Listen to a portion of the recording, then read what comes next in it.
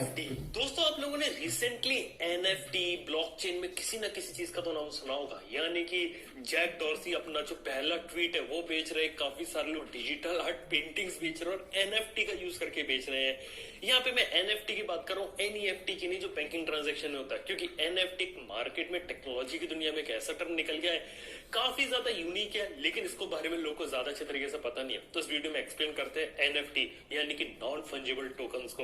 Video अगर आप लोगों को पसंद आए लाइक कर देना, चैनल को सब्सक्राइब कर देना। अभी आप लोगों को एनएफटी शायद सुनने में थोड़ा सा अजीब सा लग रहा होगा, लेकिन देखा है तो जो ब्लॉकचेन है जिसका एक इम्प्लीमेंटेशन क्रिप्टो करेंसी जैसे बिटकॉइन होता है, वैसे ही जो एनएफटी है ना, ये इसका एक दूसरा इम्प्लीमेंटेशन है। और इस इम्प्लीमेंटेशन का फायदा ये कि इसके अंदर जो अनमोल चीजें, बहुमूल्य चीजें, नायाब चीजें या फिर वन ऑफ ए काइंड चीजें होती है ना, वो बेच सकते हो।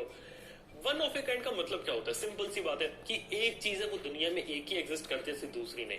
मतलब 100 रुपए की नोट की वैल्यू 100 रुपए होती है। अगर मैं तो 50 रुपए के नोट लिया, उसकी वैल्यू भी 100 रुपए होगी। लेकिन ताजमहल एक है और एक जैसा ही आपको ताजमहल देखने को मिलेगा। मोनालिसा की पेंटिंग लियोनार्डो डा विंची ने जो बनाई थी वो एक है।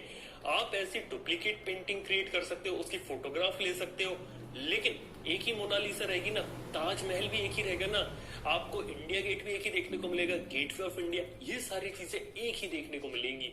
लेकिन ऐसी ही चीजों को कलेक्ट करने के लिए और इनकी ओनरशिप को डिसाइड करने के लिए यहाँ पे एनएफटी को बनाया गया, यानी कि नॉन फंजिबल टोकन को। यानी कि हमने एक आर्टवर्क की एक चीज ली जो बिल्कुल ही यूनिक रहती है, उसके साथ मैंने एक टोकन को असाइन कर दिया। यानी कि टोकन जो है वो है सर्टिफिकेशन ऑफ ओनरशिप।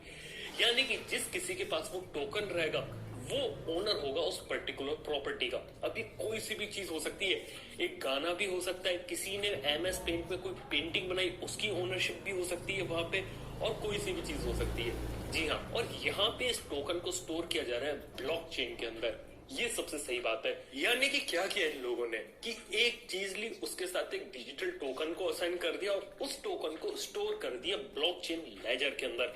यानी कि बेसिकली इसको स्टोर किया जा रहा है इथेरियम के साथ। जैसे इथेरियम होता है ब्लॉकचेन के अंदर, वैसा ही लेजर लिया उन्होंने।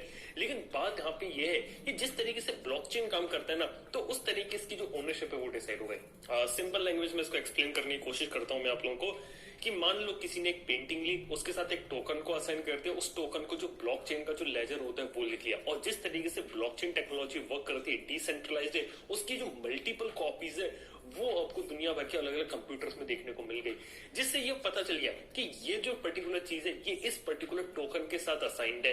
बेसिक कंसेप्ट उसका ये। और इसका फायदा ये हुआ कि इससे आप पीयर टू पीयर ट्रांजैक्शन कर सकते हो, यानी कि एक सर्टिफिकेट ऑफ ओनरशिप को किसी दूसरे के पास ट्रांसफर कर सकते हो। बेसिकली क्रिप्टो करेंसी वाले खेल यहाँ पे चल रहा है कि जिस तरीके से बिटकॉइन या दूसरी क्रिप्टो करेंसी होती है वो जिस तरीके से काम करती है कि जहाँ पे सिर्फ लेजर में लिखा होता है कि किस अकाउंट के अंदर कितनी क्रिप्टो करेंसी है, सेम यहीं पर केस हो रहा है कि यहाँ पे वो लिखा जाएगा कि ये जो पर्टिकुलर टोकन है इसका जो रियल ओनर है वो कौन है। जो उस टोकन का रियल ओनर होगा वो उस टोकन से एसोसिएटेड जो भी चीज है उसका वो असली मालिक वो होगा। बेसिक कंसेप्ट ये था और इन्होंने इसको इसलिए डेवलप किया था लोगों ने, ताकि इसे जो बीच में से अगर किसी सर्वर के पास अगर आप जा रहे हो तो वो सारी चीजें होती है वो गायब हो जाए और डायरेक्टली एक दूसरे के साथ जो लोग होते हैं वो आपस में ट्रेड कर सके।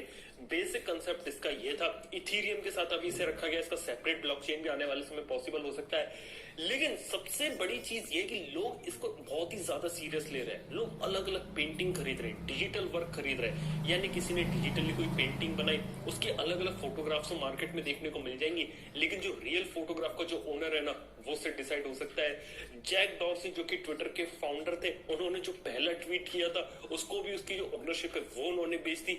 इस तरीके से देखा तो काफी सारे जो लोग हैं वो अपना जो ओरिजिनल आर्टवर्क होता है वो लोगों को बेच रहे हैं। अभी किसी तरीके का बबल हो भी सकता, नहीं भी हो सकता।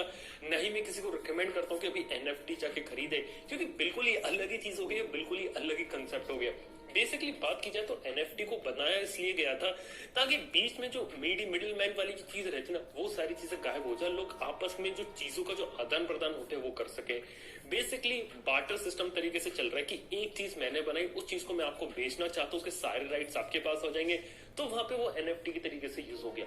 लेकिन इसका जो एनवायरमेंट पे फर्क पड़ रहा है वो भी काफी नोटिस करने वाली बात है। जिसकी बात करिए इथीरियम के साथ होता है, इसका जो नेगेटिव इम्पैक्ट पड़ता है क्लाइमेट पे वो काफी बड़ी चीज है, कार्बन एमिशन पे। क्योंकि हमें मालूम है कि जिस तरीके से इथीरियम में क्रिप्टो करेंसी माइन की जाती है, ये बहुत सारी एनर्जी को कंज्यूम करते हैं। इससे जो कार्बन एमिशन होता है वो बढ़ता है, कार्बन फुटप्रिंट इसका ज्यादा रहता है और क्लाइमेट पे जो नेचर होती है उस पर नेगेटिव इम्पैक्ट पड़ता है।